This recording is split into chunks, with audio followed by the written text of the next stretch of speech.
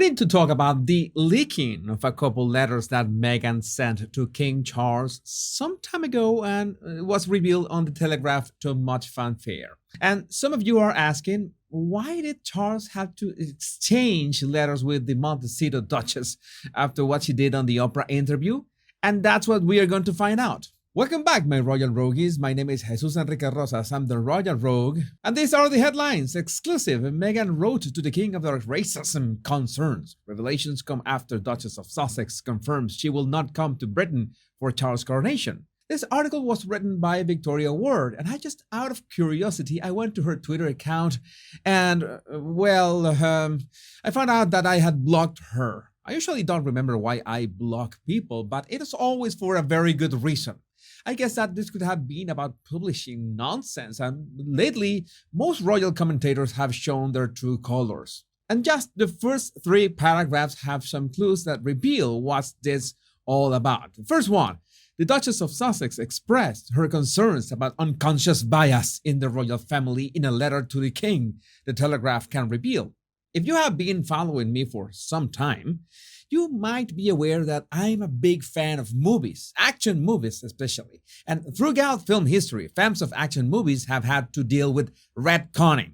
And maybe you think the conning part has to do with Meghan, and you're right to some extent, but no, retconning comes from the word retroactive continuity, and it's when a sequel changes something that was established in the previous movies.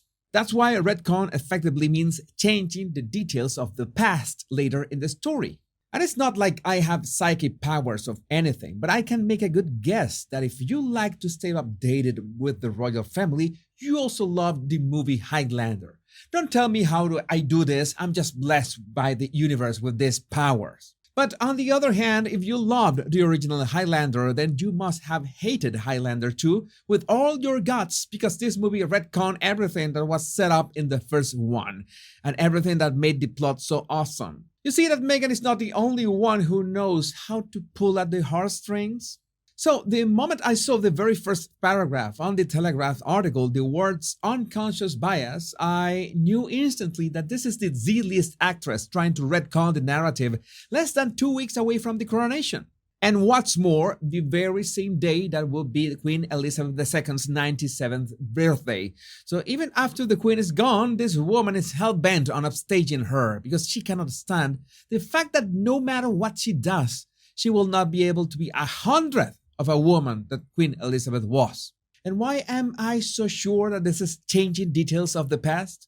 Because the words unconscious bias in the context of the royals versus non-royals drama were never mentioned up to Ginger Brad's interviews about his printed whining recollections. She wants to make it seem like they were having civilized discussions about racism in the royal family even before Archie was born, and again, whoever leaked this has Meghan and Harry in their best interest, because that's why they don't use the word racism. But both Meghan and Harry made sure to imply on the Oprah interview that the royal family had done nothing to defend Meghan against the racist attacks of the British tabloids, which has been disproven in so many times that it's hard to count. Now, don't you find it at least amusing, interesting, or suspicious, whatever you like, that in the Oprah interview they never use the words unconscious bias? And the answer is more than obvious. They did it to stir the pot of racism because they knew that was the only way that they could bring in the attention they needed for their financial gain. And that's how they lure in Oprah, and that's why Oprah doesn't want to do anything with them anymore. They couldn't use unconscious bias because nobody in the sewer squad would have understood that word. They needed to use the R word instead. So by claiming that these letters to Charles were about unconscious bias, Meghan is trying to rewrite the narrative to her advantage and, of course, make Charles look like a fool. But let's take a look at the next paragraph of the Telegraph. It is understood that the correspondence was sent in the wake of the March 2021 Oprah Winfrey interview, in which the Duchess alleged that a member of the royal family had speculated about the color of her unborn son's skin. I have one question. Why did she decide to send a letter in 2021 about these affairs when she could have talked directly to Charles as soon as it happened? I mean, does it make sense to you? She had all the time in the world to have that conversation with Charles before Megxit happened. And now you are telling me that you sent him a letter in 2021 after suggesting in the Oprah interview that the royal family was racist? This is just to make King Charles look distant and weak. Distant because somehow he couldn't address this matter personally when the actress was still around, and weak because why would he need to address that with a letter? And why would he care if they did that interview while Prince Philip was in his deathbed? I really cannot understand how people fall for this. But anyway, I would love to take a look at those letters, what was written in them. We are assuming that the Telegraph is not making this up, but this is one of those times that I have to say, pick or didn't happen. Pretty much like Lilibet meets Lilibet never happened.